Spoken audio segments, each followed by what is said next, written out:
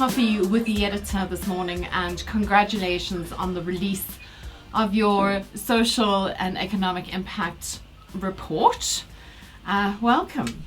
Thank you very much for taking the time to meet with us. All right, so Hector, I think one needs to put into context that the report looks at 2014 to 2020.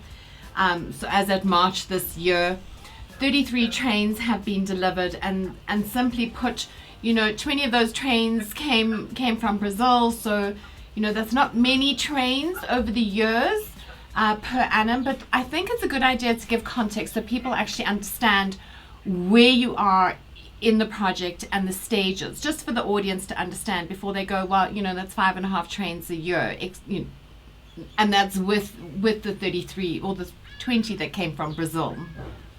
So I think just contextualize it for us. Yeah, I think it's okay for us to give that context. I think you're right. We signed the contract in 2014, so we've had about 6 years since the contract started. And if you look at the context of how long it takes to design a train and to issue a first one, normally in the OEMs like ours, we take 1 year before we go into serial production. So if a contract was signed in 26 April 2014, and you consider all that time, how long we've taken, because we took that first 20 trains and made them in Lapa, designed them in Europe, produced them in Brazil, and really it was just to refine the platform, the extra Polis Mega, the train that you had been chosen by price about each train because it's unique. We had more than 200 engineers that helped with the design, and we were trying to refine it by making the first 20 trains in Lapa, which allowed us to export a few of the materials, particularly in the stainless steel, because Alstom doesn't really have a lot of areas where they were stainless steel type trains. So we needed to refine the design, and that's why we did the 20 trains offshore. And that involved also using some South African suppliers, in particular steel, also sending a lot of our engineers there. But what happened in that period, the original plan was that as we were importing the Brazilian trains after we were comfortable that they work, we're supposed to start manufacturing the local trains. And then we hit a snag in 2015 in getting the EIA approval for the place in Springs, our Dunota factory, because it was basically a farm, an agricultural land. And that snag cost us nearly 2 years in the break between the Lapa trains and the South African trains. That's why you see there's almost a gap of 2 years between 2016 when we started delivering to 2018 when we made the first South African train. So the first South African trains, I think in the first 2018 was 3 trains. And right now we've made nearly 20 trains in South Africa. So when you say 2019, 2020, 2 years to make 20 trains is quite exceptional. Sure, indeed. So aside from COVID and that kind of impact, when will production ramp up? It is ramping up. I did see that for us, remember, we've been ramping up since we started. So before COVID started, we already in March this year started to make 1.5 to 2 trains a month. This now we've come back to that level, because so April and May were basically dead. And then in June we started 2 trains, in July another 2 trains, and in August another 2 trains. So we're doing 2 trains a month now, whereas before March we were on average 1 to less than 1 train a month. And before COVID, we thought by now we'll basically be on 3 trains a month, because you have to stagger the development of your own supply chain and our own maturity. So we are basically on a minimum of 2 trains a month and hoping to end the year, planning to end the year on 3 trains a month as a minimum. The impact of COVID, as you said, is difficult to ignore in the supply chain. If we can stabilize on 2 trains, we are stable on 2 trains with a supply chain that is very erratic, and then come back to a stability of 3 trains a month, I think will be solid this year. And our target is to make at least 25 trains in this financial year. Okay, so we're all aware of the socio-economic challenges that face South Africa. Why is it important for Gabella to extend itself to the degree that it has to meet these challenges and align in such detail with the South African National Development Plan? It was our unique selling point, as when Alstom was obviously tendering, each supplier had to make themselves stand out. And this is what the commitment we took that made our tender and our submission stand above the others. So, of course, we have far higher local content proposition than what everyone else has seen.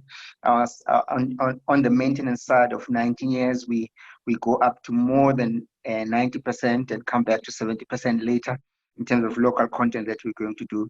And as you know, on the MSA, we stabilize at 66, 65%, greater than 65% quite quickly. This is the value add. You can always import equipment in a container and integrate it, but really the ripple effect on the economy is far more limited when you do that. So industrially, it's our selling point, and it's now our commitment that has been made through the tender. That's what we're going to do. Then on top of that, besides just the strict industrial local content type related contribution we think we're going to make, which will resuscitate the whole rail industrial sector. There's obviously the community upliftment, which is a huge angle for us, that we really want to invest a lot in education to try and increase the level of STEM subjects in the country. And that it's unacceptable, that I think the statistics are less than 5% of kids that start in school finish with a tertiary degree, and even less on science, technology, engineering, and mathematical studies. So it's really what we try to really act on math and science and increase the literacy there. So I see that the if we talk about local content, I'm hoping that the allocation to local content hasn't all been written down to just the construction aspects. At what point, where are you now on local content? You mentioned the figure just now, I didn't quite get it. And then at what point do you reach the 75% in the manufacturing side? Remember, the way the local content is done, the first couple of years are heavily weighted on the money we spent on the factory. And that ends quite quickly. EDA level 1 and 2, which is really May 2020, it is the only period that takes into account 1.5 or so we spent in the factory. Beyond that, it is about trains and production of trains. So when you look at our statistics where we say we are already on 44% of local content, that's just for year one. The balance of the years, which is the 65%, going up to the end of the contract being almost 70%, is about train production. So when we say 44%, that's where you cut it. The rest, 50% in about a year's time, is all about production, which includes the amount of money we are spending on components, materials, or bill of materials, basically, our overheads, salaries, etc. Whatever we buy offshore is now straight down, taking a hit on us. The taxes we pay the government, and the fourth one is some capex. Obviously, we now have been operating the factory, so we will be adding a bit more capex. All of those is what makes up mainly the 4 areas that make up what you call local content, and it starts immediately from end of this year. Okay, and then I see that the local content target under technical support spares and the supply agreement, I think you call it TSSA, are much higher. Yes. Is there a particular reason for this? Basically, the reason why they are high in the beginning and then they fall to about 70%. They start at 92%, and I think it falls to about 89%, and then it keeps falling to a stable level of 70%, let's say. The reason for that is that when we had the contract, we anticipated that PRASA would be mobilizing in different areas, in Braamfontein, Cape Town, and KZN. So our phasing of the costs is very much aligned to our mobilization activities that PRASA needed to have, with, for example, Braamfontein being a very big site for us. And that's why you see that sudden steep curve in the beginning now, last year and this year, 90% and above, and then coming down. And then later it comes back around 4 years from now, where we start again to do a lot of overhauls. This is the plan, a start of overhauls, because remember the TSSA also includes us doing a lot of overhauls for PRASA. And when we do overhauls, because it will be year 8 really of the contract or 9, the localization in terms of the OEMs should already be very stable. And that's what we anticipated, that it should be okay to do 70% localization. The rail sector in South Africa, as you are no doubt aware, is in trouble. And despite this particular enormous contract, it is important that we understand how Gabella has gone about revitalizing the rail sector and the development of the local supply base, as this obviously has a direct impact on job creation within the industry and obviously with Gabella itself. how have you gone about? I mean, like, really, where is the impetus of the rail revitalization for you guys? It's a very big question, that, and I think we have a portion to play there. But you're right; the challenges are obviously far bigger than us as just as an OEM. That we really wanted, we still want to be a catalyst to revive the rail sector. That's our mission, right? We can't do it on our own, so we have to work very closely with Praza. And yes, Praza, I mean, has been very good to us as Gibela. They treat us as a priority supplier. So just to be clear, we have no issues with Praza. I have nothing really. It's been a great relationship we've had so far with Praza. But nonetheless, it's impossible to ignore the, the challenges they're having in execution of revenue services in the country. So we are having many engagements with Praza on what role we can play to assist them to actually utilize the trains, because production of trains is just one section, and supporting the trains to run. But if they don't run optimally, we have a problem. So even now, behind me here in the background, we have Praza executives with us where we are discussing how can we work together to activate, for example, the Cape Town line and push more trains into other regions, because we have that capability. And now we've built the capacity even in engineering in terms of project management to assist, and we work together with them to see what can we do within the limited scope of what we are capable of. And our section really is directly our responsibility is to act and create a platform where they could bounce off. The idea though is that, remember, once Gibela is stable, we didn't just wish for this to be a South African company. We're hoping to use it as a springboard to supply other regions. And that hopefully is still going to manifest once COVID issues are out. Besides happening here, that certainly we have a huge facility, as you said, a brilliant facility, and we think we can use it for more than just this project in the long term. Okay, so don't give too much away on that, because that is, like, I think, one of my closing questions. Of all the components identified for local content, what is the split portion between Austinunya and other suppliers? What we do with Bunye, first of all, the context is that Bunye has only 150 trains awarded to them. So we don't have a carte blanche or a specific preference to Bunye, because Bunye is not Cabela, it's a separate company. So the 150 trains was that we wanted to closely manage the IP transfer to an entity whilst we develop and refine the trains in the beginning.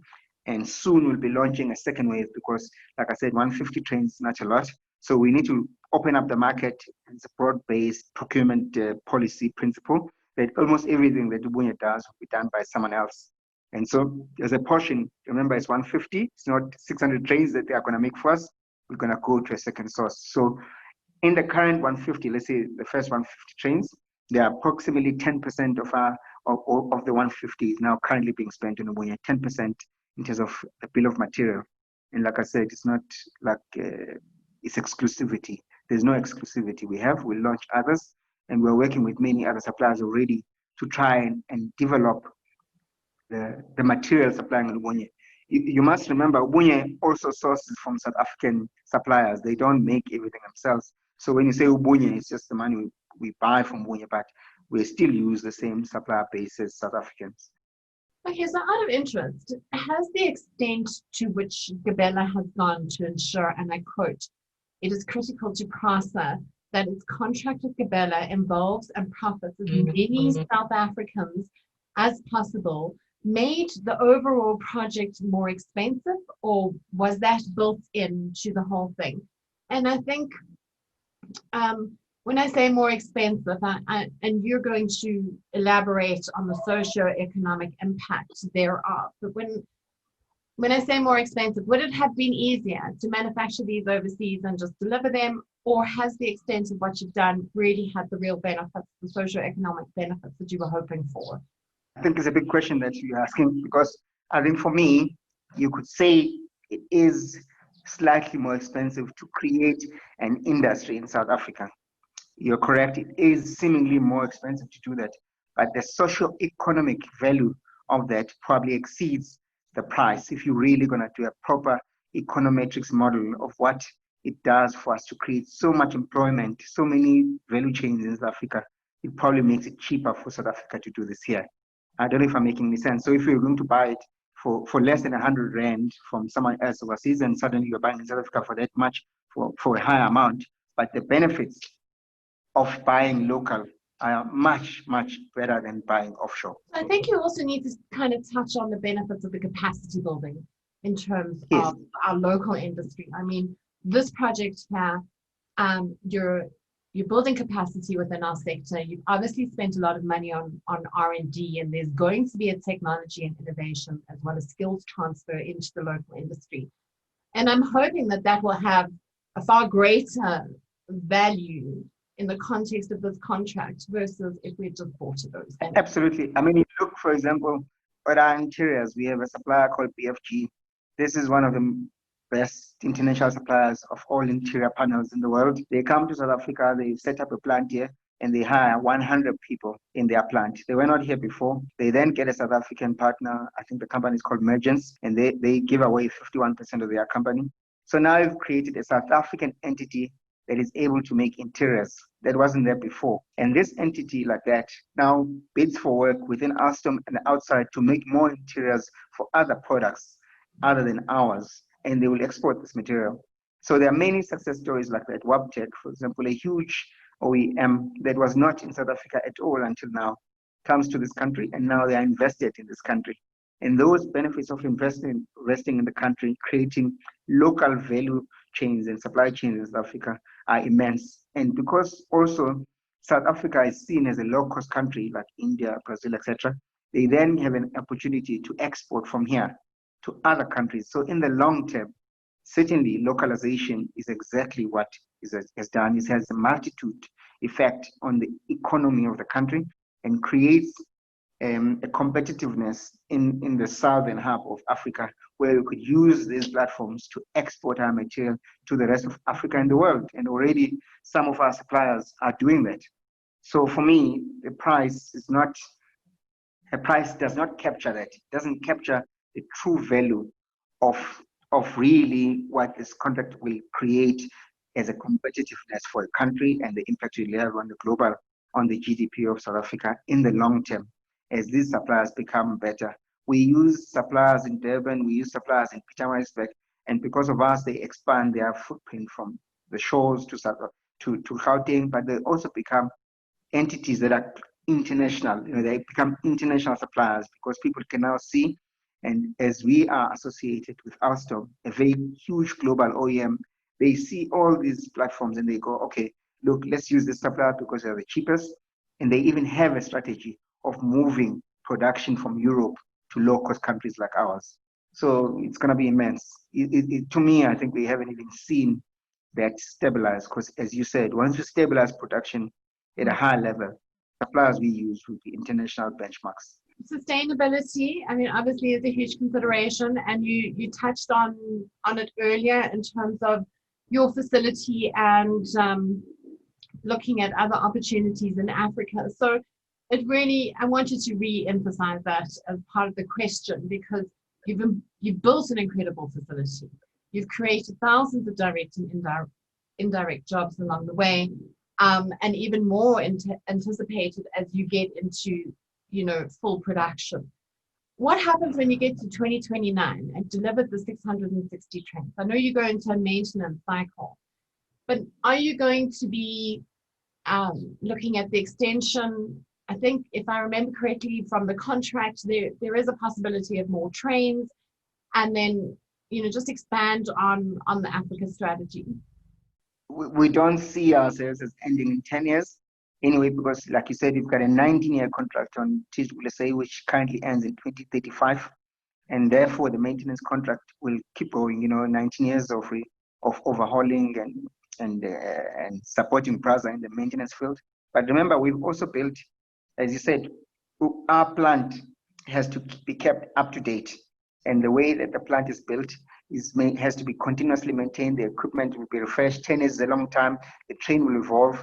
And that means that we have to change the facility over the years to keep up with the technological advances. And this is the advantage of being international OEM, that our plant will keep up with the latest trends. It's designed like that. It's in an area where we think we are trying to work with Brazza to develop the supplier park and make it a real industrial hub. So normally, there's really no reason that it should stop. We have invested, and as you know, more than 100 engineers in what we call a product evolution facility. And these people are currently based in many different countries where they are learning how to do designs at train level evolution.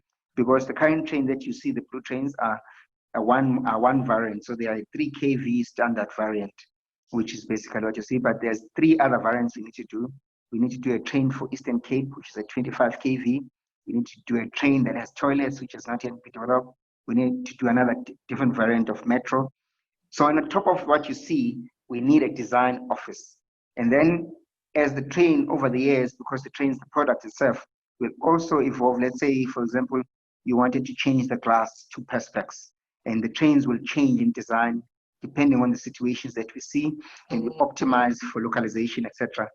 And all this required us to form what is called a product evolution facility. And we have a huge technology and investment we've done in technical libraries. So there's no ways that you can just say to those people, bye-bye.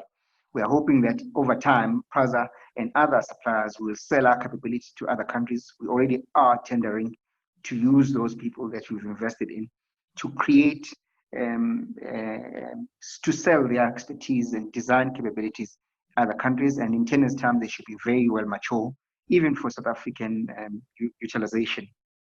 In 10 years' time, though, it is correct that our utilization of the factory per se, will end.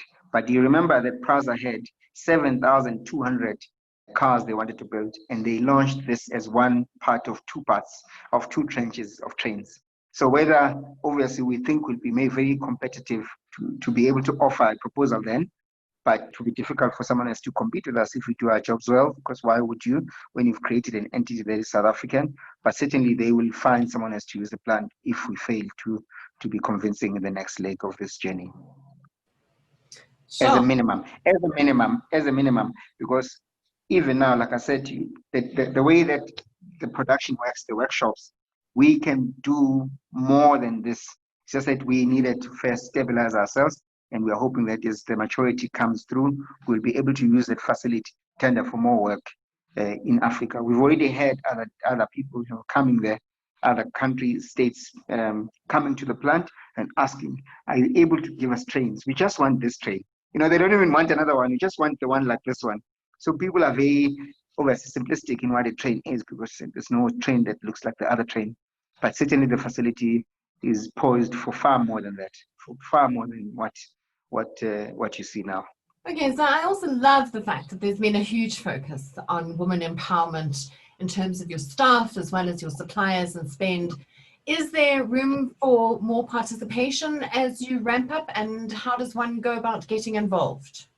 There's 2 sections there. So there's first the supplier section, where we currently have about 150 suppliers that we're utilizing, and of those about 80 are South African. We hope to double that. To be honest, we hope to double the number of suppliers. Like I said, our strategy is broad base. We want to have more suppliers instead of having, obviously, we try to balance that it must be a big enough business for people to invest in, but it must be a lot of these big businesses, because like us, we are one company, 600 trains. So we also have to balance that if it's too small, then you can't invest, but it must be big enough for you to be able to go to a bank and invest in your business. And we think the contract allows it. At 6 trains a month at peak, at 3 trains a month is a huge business. And when we do an award, we also don't want people to have just a parity to us, that you're 100% dependent on us. We try to create businesses that will have other sectors that they can supply, or other companies. So the direct answer, what our contribution is, we will double our supplier base to create a broader base. So there's plenty of opportunities. And we try, now this year has been interrupted, we try every year to run at least 2 supplier days where people come to the factory and we re-explain what we do. We're going to keep doing that. COVID has hurt us this year because normally we haven't been able to stick to our programs. But we're trying to online registrations, and people still come and look at people, and we become very open on that. We have a sourcing policy that is quite transparent. Obviously, because we are spending public funds, we try to be very clear on the governance, that how do we spend the money, how do we source, etc. So there'll be plenty. And in that spend already done this past year, you clearly can see we have more than 1 billion we spent on Black women-owned companies, because as a target, we push them, the previously marginalized, the Black-owned and the Black women-owned companies are those that were marginalized. And we spend a lot of money there, like I said, a billion rand, and we have many initiatives to push the angle of Black-owned and Black women-owned businesses in particular. And that's not going to change. We spend money on incubation, support, supply development. We have an ED fund. I think you know about that. We've spoken about it before, that you've got ED funds. So not only is it technical capacity that we give via our own engineering teams, but we have funds to assist incubation, which is held by the enterprise development funds. So I think it's quite good. I mean, from a supplier base, and of course, as employees, you know, we have 50% women in our company at the moment, and we train a lot. I think each employee on average has more than 7 training interventions since we started. So I think it'll be difficult to match that, I think, but we had to. It's not because maybe we had to in order to resuscitate an industry and to up the skill of the people that work with us and the suppliers as well. And we keep refining that, obviously, each time to see what more do we need to do.